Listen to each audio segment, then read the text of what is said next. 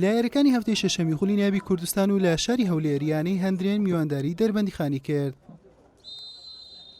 هەردوو یانە دوایین یاریان بە شکست تاو کردبوو، بۆیە بە هەستیاریەوە بۆ سەرکەوتن یاریان دەکرد. لە یەکەم دەرفەتی یاریەکە و لە خولەکی چواردە حوسێن فەیسەڵ هەندرێنی با گۆڵی یەکەم پێشخست. لە خولەکی 19 محەممەد عیزەت لە دەربەندیخان بە کارتی سوور کرایە دەرەوە.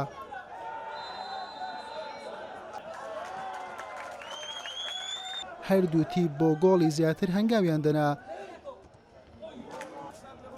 بەڵام لە هێرشەکانیان سەرکەوتوو نەبوون. لە خولەکی 42 عەبدولمونعیم ئەحمەد لە هەندرێن کارتی زەردی دووەمی بەڕووبەرز کرا و بە کارتی سوور کرایە دەرەوە. هەردوو تیپ بە دە یاریزانەوە یاریەکەیان تەواو کرد. لە نیوەی دووەم دەربەندیخان جیاواز هاتەوە نێو یاریگا.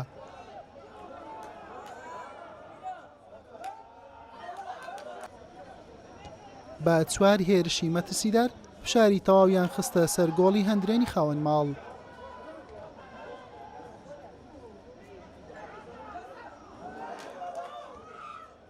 محەممەد یاسینی گۆڵپارێز لە سەرجەمیان ئامادەی هەبوو، تیپەکەی لە گۆڵ یەکسانی پاراست.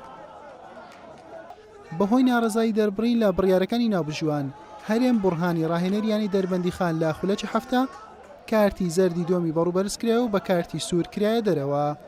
دوو خولەک دواتر یوسف سەعیدی ناوبژوان فیکەی لێدانی سزای بۆ دەربەندیخانی میوان لێدا و محەممەد سابیر سەرکەوتوانە جێبەجێ کرد و ئەنجامەکەی پێ یەکسان کردەوە.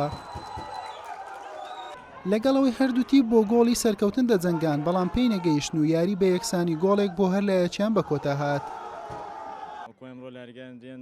یعنی من هەموو لەگەڵانە یاریی زۆر باشمان کرد و ئاسی زۆر باشمان پێشکەش کرد. چەند فرسەیەکی حەقیقی فەوتا ئێمە خۆمە فەقمان ناکات نازانم بۆ یعنی کێش سەبەبی ڕێسیمە گۆڵ نەکردن نایسا لە ڕزبەندی زۆر پێشەوە یعنی لە ڕزبەندەکانی پێشەوە بین. ئینشاڵڵا بارەکانی داهات و خۆمان حەز دەکەین و توانین کێشەکانمان چارەسەرکەین بە خێرات نێوکەنە و جملانەی شەکەم دەست و چاویان ماچەکەم یا خوا بەخێر. ئێمە چەند یاریێکی پێش و دۆڕا بووین، ئاسیگی باشمان پێشە نەکرد تایسە، بەڵام وەکۆی بڵێ ئینشاڵڵا هەڵەدەین چارەسەری کێشەکان. ئەم یاری بۆ ئێمە یاریی مەسەری بۆ بەڕاستی بۆیە توندوتێژی زۆر پێوە دیار بوو.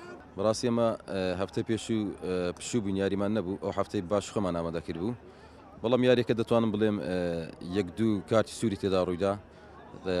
ئەو ئەفکارانەی کە ئەم وەکو ئێمە ڕاهێنەر هەمان بوو بەڕاستی لە پلانەکانمان دەرچوو، بۆیە یعنی شێواز یاریکردنی خۆمان گۆڕی. هەرچەند ئێمە بیدایەت گۆڵمان کرد، بەڵام بە پەنالتی ئەوان گۆڵیان هینەوە. هەوڵ دەدەین یاریەکانی داهاتوو بتوانین باشتر خۆمان ئامادەکەین بۆ ئەوەی لە ڕێزبەندەکان پێشەوە دانەبڕێن.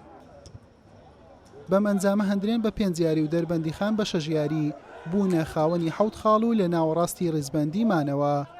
حوسێن محەممەد، کەناڵی ئاسمانی پێام، هەولێر.